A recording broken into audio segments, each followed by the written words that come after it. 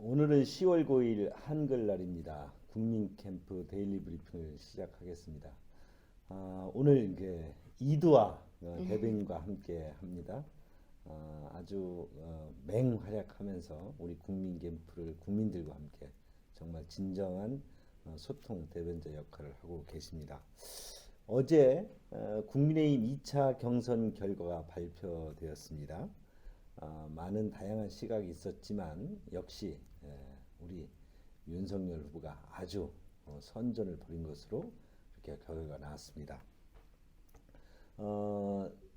당초 그 선거법 등에는 순위를 경선의 결과를 순위나 일정 득표율을 발표할 수 없도록 되어 있지만 어제 일부 그 매체들이 보도를 했습니다. 선관의 유권 해석을 받아서 당원 투표가 그 함께 할 때는 당원 투표 결과를 포함한 전체 득표율 순위만큼은 발표할 수 있다 해서 어제 2차 컷오프는 우리 윤석열 후보가 1위, 다음으로 홍준표, 유승민, 원희룡 연순으로 이렇게 보도가 되었죠.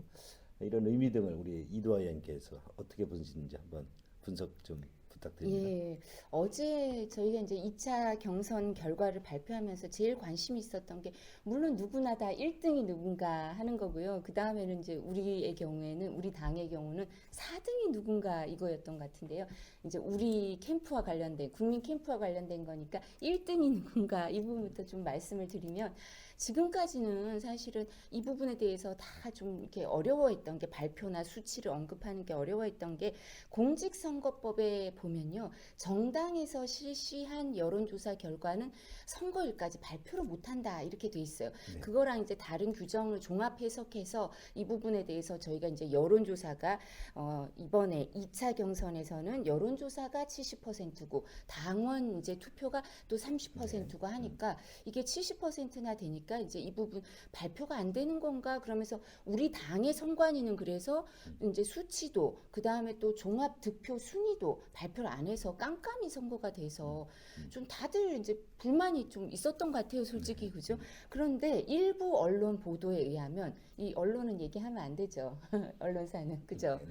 본부장님 언론사는 얘기하면 안 되는데 이제 중앙 일간지 한 두 군데에서 그리고 방송에서도 여러 군데 이게 또 얘기가 나왔는데요.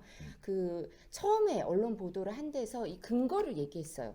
그러니까 중앙선거 여론조사 심의위원회에다 자기네가 이 언론사가 유권 해석을 구했대요. 네. 그래서 결과를 봤더니 말씀하신 것처럼 여론조사 결과를 따로 수치를 발표하면 안 되지만 이게 당원 결과가 있으니까 그거를 포함한 종합순위, 종합득표 순위는 발표할 수 있다 이런 거를 받았다고 하면서 이제 우리 후보가 1위고 뭐 홍준표 후보가 2위고 그다음 유승민 후보가 3위고 그다음에 원희룡 후보가 4위다라고 그 신문에 언론에 나왔어요. 그래서 어제 인터넷판에 뜨더니 오늘 종이 신문에도 나오고요.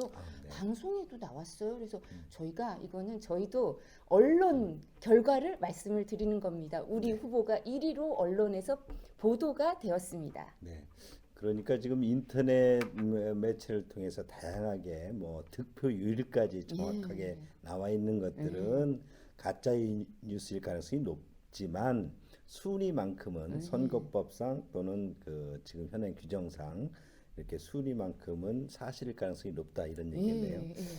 여러 공신력 있는 여러 매체에서 네, 나왔거든요. 그렇습니다. 예.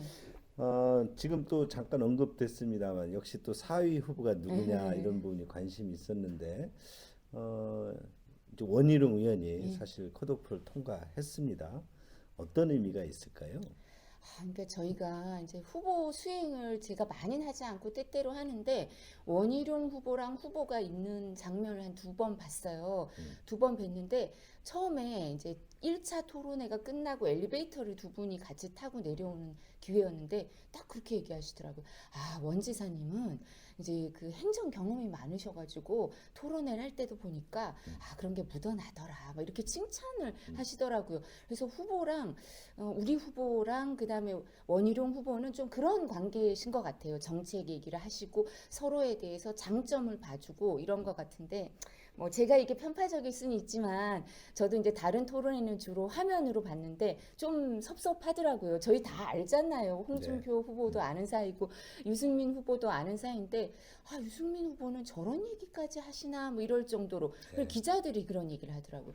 유승민 후보의 강점은 정책인데 왜 구태여 저런 얘기를 하셔서 본인의 이제 강점이 부각이 안 되고 오히려 아 저런 분이었나 뭐 이런 얘기가 나오고 있다. 그러면서 여러 가지 의혹 제기를 하시니까 이 경선이라는 게 당내 경선은 뭐 저보다 우리 이 강승규 본부장님이 너무 이제 선거는 잘 하시는데 당내 경선은 감정의 골이 생길 수 있잖아요. 그러니까 그런 무분별한 의혹 제기라든가 이런 거를 우리 당원들은 정말 학습 효과가 있어서 잘 아시거든요. 그래서 아 그러면 안 된다. 이제 4강 가서는 그러지 마라. 이런 약간 우려, 의혹 제기에 대한 우려와 또 이렇게 경계의 마음을 갖고 이 4등 후보에 대해서 이제 좀 누구를 넣어줘야겠다. 전략적 선택을 하신 게 아닌가 싶고요. 이건 이제 우리 위주의 생각이었어요. 두 번째는 이제 이게 아마 더 큰 이유일 수도 있는데 대장동 게이트 1타 강사였던 게 또 아주 큰 요인인 것 같습니다. 네, 그렇습니다. 뭐 저도 여의도 정가의 어떤 한 소식 등의 분석을 들었는데요. 원희룡 후보가 혹시 당심에서 상당한 득표를 했을 수도 있다. 그러니까 뭐 좀 너무 지나치게 그 당내 후보들에게 네거티브 선거 캠페인 한 거에 대한 우려 이런 것들이 또 우리 당원들께서 걱정을 했고 이런 부분 등이 원희룡 의원에 대한 뭐 지지를 나타나서 정말 좀 뭐 치열했지만 사위 이를 누가 컷오프 통과할 것이냐 치열했지만 원희룡 의원이 뭐 여기에서 아주 우위를 점하지 않았느냐 하는 여의도 분석도 저도 들은 바가 있습니다. 네. 자, 이번 또 그 2차 경선에서 또 우리 당의 지지자들 또 뭐 많은 국민들 또 우려 반 또 이렇게 굉장히 관심 있게 지켜본 부분이 국민의힘 이번에 당원 선거인단 중에는 젊은 층들이 대거 유입이 입당을 했고 그래서 유권자가 한 10만 명 가까이 늘어났는데 이 부분들 중에 상당수가 젊은 층이 아니냐. 그렇다면 1차 경선과는 달리 최근에 우리 그 국민의힘 당원의 그 어떤 그 데모그래피 그 연령층이나 이런 것들이 변화하면서 또 당심의 변화가 오는 게 아니냐라는 뭐 또 우려 또 기대도 했습니다. 이 기대는 뭐 또 우리 그 전통적인 보수층들은 뭐 이런 부분 등이 또 혹시 그 지나치게 진보적 시각으로 이렇게 우리 당이 변하는 게 아니냐는 우려했는데 현재 지금 어제 그 여론조사나 그 어떤 순위 등이 나온 것을 보면 큰 변화가 없었던 거죠? 어떻습니까? 당심은 이제 좀 결집하는 게 있는 게 아닌가 이런 생각을 하게 되는데요. 이제 저는 이제 수치는 우리 정말 이제 강승규 본부장님이 잘 아실 거고요. 전문가시니까. 근데 그 부분에 대해서 저는 일부 이렇게 지인들을 통해서 들으니까 여의도 정가에서 이제 하는 얘기로는 이준석 대표가 그런 말씀을 하셨대요. 이제 당 대표가 하신 말씀이 이번에 2차의 경선 그 선거인단에 들어가는 우리 당원들 새로 가입하신 분들은 본인이 당 대표가 되고 나서 오신 분들이 많다. 그리고 3차는 또 이제 그 이후에도 이제 우리 후보가 그죠? 이렇게 입당하시면서 또 입당하면서 또 온 분들이 많기 때문에 오히려 2차가 온라인이 많았다. 2차에 이렇게 투표를 하시는 분들이 그래서 지금 말씀하신 것처럼 온라인으로 가입하시고 그리고 그런 분들은 또 젊은 분들이 많지 않을까 했는데 결과는 지금 대부분 언론이 그렇게 보도하잖아요. 종합 득표 순위를 보도하지 않는 언론도 당심은 윤석열 후보가 유리했다 이렇게 얘기를 하잖아요. 네. 그런 걸 보면 아 2030 세대도 오히려 우리 후보에 대해서 기대를 갖고 있는 당원들이 많은 게 아닌가 이런 생각을 하고요. 저는 현장에서 느낀 점을 꼭 말씀을 드리고 싶은데 현장에 가보면요. 젊은 분들이 2030 세대들이 우리 후보에 대해서도 열성적인 모습을 보여주셔요. 전통적인 우리가 생각하는 지지층 외에도 그리고 10대도 이제 아직 투표권이 없는데요. 어제도 저희가 상주 이제 마지막에 이제 김천에 갔었는데 김천에서 그 중학생들이 중간고사 끝나고 학교에서 놀다가 우리 후보를 꼭 보고 가겠다고 가방 메고 이렇게 여러 명이 와서 끝까지 기다리는 모습도 봤는데요. 그런 젊은 층들도 그리고 사실 이렇게 자라나는 청소년, 어린이들도 우리 후보에 대해서 기대를 하는 마음이 느껴졌습니다.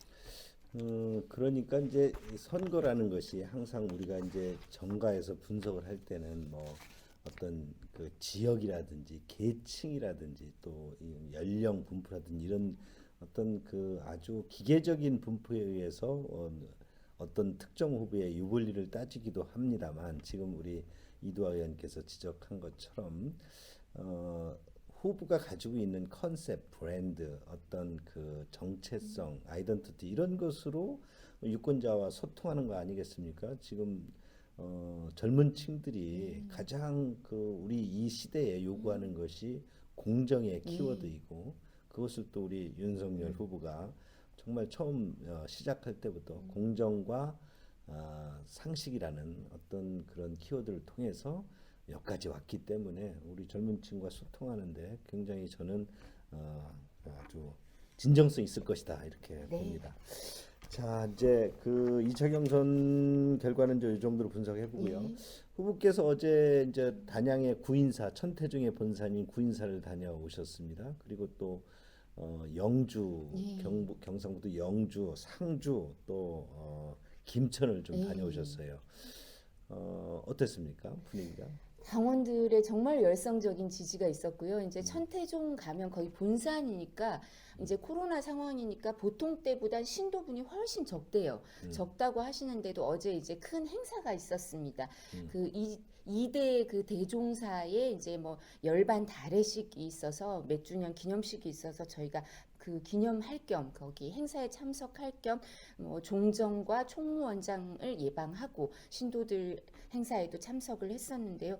그분들도 정말 열성적이시더라고요. 그래서 아까 말씀드린 것처럼 영주, 상주, 김천에서 당원들 그리고 또 그 당원들은 젊은 분들도 많고 심지어 중학생, 뭐 어린이, 국민 초등학생 이런 분들도 열성적인 지지를 보내주는 현장을 제가 목격을 해서 정말 이렇게 힘이 나요. 후보도 그래서 현장에 갔다 오면 힘이 나시는 것 같고요. 그다음에 어제 메시지가 후보가 일관되게 이제 대장동 게이트를 예로 들면서 이런 불법하고 싸우는 건 내가 전면에서 나서겠다. 그래서 이 시스템을 바로잡고 법치를 세우고 나서는 이 영주, 상주, 김천 여기 현역 의원님들도 저희를 많이 도와주고 계시는데 제가 생각하기에는 근데 이분들께서 다 전문 분야가 있으시잖아요. 이런 전문 분야를 가진 국민의힘 현역 의원들과 정치인들을 이제 적재적소에 등용하고 정권을 잡게 되면 그리고 그분들 도움을 많이 받고 경청하겠다 이런 말씀도 해주셔서 좋은 메시지도 있었고 열광적인 반응도 있었다라고 말씀을 드리겠습니다. 근데 또 주말에도 또 일정이 있으신 것 같은데. 예. 후보께서 내일은 그러니까 네. 일요일인 내일은 여의도 순복음 교회를 참석하셔서 예배에 참석하시고, 참석하실 예. 예정입니다. 이렇든 아주 그리고 이용훈 목사님도 뵙는다고 그죠? 예, 이용훈 담임 목사님. 목사님도. 네. 예. 자, 이제 그 어제 2차 경선이 끝났습니다. 그러나 또 우리 국민 캠프는 가야 할 길이 멉니다. 11월 5일 최종 관문인 3차 경선이 기다리고 있습니다. 4명의 후보가 정말 경선을 선전을 통해서 국민들과 소통을 통해서 저희 국민의힘 보수가 다시 국민의 마음을 사서 정권 교체를 확실히 해야 될 그런 그 결전의 시기가 다가왔습니다. 이번 3차 경선 뭐 우리 이도환님께서 그동안 많이 지켜보셨으니까 국민과 또 우리 당원들이 그 어떤 관심, 표심이 어디로 흐를 것으로 예상이 됩니까? 그래서 저희가 아까도 잠깐 말씀드렸다시피 이제 현장을 방문하실 때 요즘은 이 정권이 정말 이권 부패 카르텔 아니냐. 그리고 우리 후보가 출마 선언부터 이 말씀하셨죠. 이권 부패 카르텔이고 국민을 약탈하는 정부다. 근데 이 대장동 게이트에서 일정 부분 확인이 되는 거 아니냐. 그러면서 이 불법과 싸우는 거 내가 잘하는 거다. 나는 내가 잘하는 걸 하고 정책 전문 분야에 있어서는 또 정책 전문 분야의 전문가들을 등용하겠다. 이런 말씀이 아주 열광적인 반응이 있었고 또 후보가 어떤 일에 있어서 왜 정치를 하게 되는지 그리고 처음에 후보의 초심도 우리가 확인하지만 이제 지지자들도 왜 그럼 윤석열이 정치를 해야 된다고 생각했는지 그리고 왜 윤석열을 지지하는지를 이 대장동 게이트 사건에서 다시 한번 확인하는 계기가 되시는 것 같아요. 그래서 이제 후보가 공정과 상식이 통하는 사회 이 부분을 좀 더 강조하시면서 그리고 이제 제가 뵈니까 토론에도 학습 능력이 좋아서 이제 점점 이렇게 잘 하시게 되고 익숙해지시는 것 같아요. 근데 토론회가 많이 잡혀 있는데 이런 장점을 뵙고 또 우리 국민 캠프에서는 후보가 토론회하고 현장 방문을 하실 때 좋은 메시지와 이런 걸 통해서도 당원들과 국민들과 소통하기 위해 노력하면 될 것 같습니다. 그러니까 이제 요약하면 3차 경선은 예. 민주당의 또 이재명 게이트인 네, 대장동을 맞습니다. 초점을 맞추고 본선에 초점을 저희들은 맞추고 또 국민에게 네. 윤석열 정부, 국민에 충성하는 윤석열 정부에서는 어떤 비전을 줘야 될지를 예, 3차 예. 경선에서 보여주리라 확신합니다. 오늘 한글날 그 일일 브리핑 국민 캠프의 일일 브리핑 데일리 브리핑을 여기서 마치겠습니다. 감사합니다. 감사합니다.